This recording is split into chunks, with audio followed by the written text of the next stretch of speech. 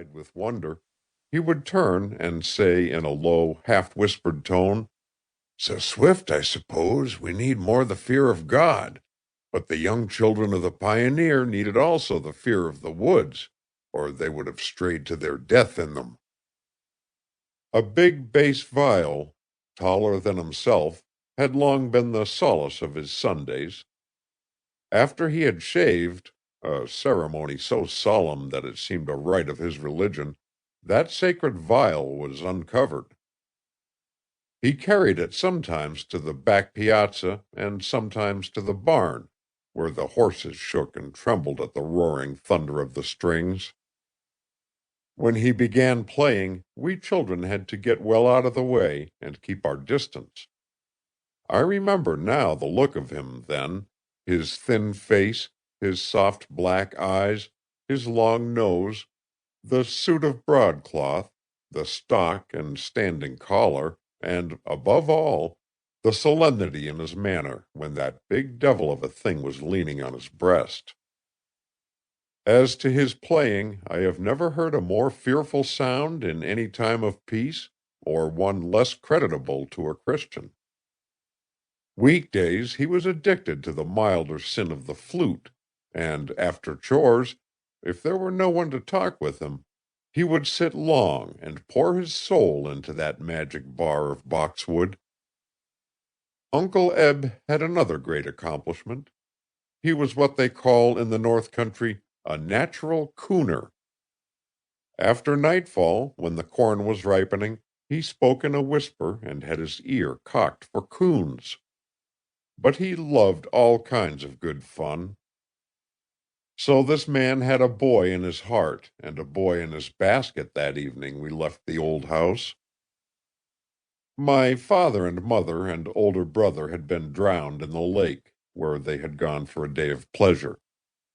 I had then a small understanding of my loss, that I have learned since that the farm was not worth the mortgage, and that everything had to be sold. Uncle Eb and I, a little lad, a very little lad of 6, were all that was left of what had been in that home. Some were for sending me to the county house, but they decided finally to turn me over to a dissolute uncle, with some allowance for my keep. Therein Uncle Eb was to be reckoned with.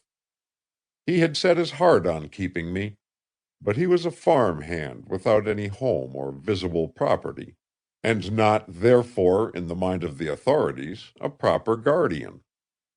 He had me with him in the old house, and the very night he heard they were coming after me in the morning, we started on our journey. I remember he was a long time tying packages of bread and butter and tea and boiled eggs to the rim of the basket, so that they hung in the outside.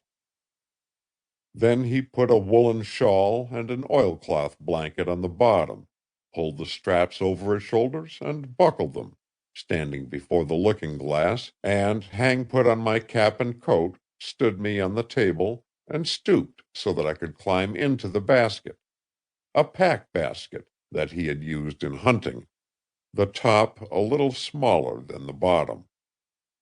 Once in, I could stand comfortably or sit facing sideways, my back and knees wedged from port to starboard. With me in my place, he blew out the lantern and groped his way to the road, his cane in one hand, his rifle in the other. Fred, our old dog, a black shepherd with tawny points, came after us.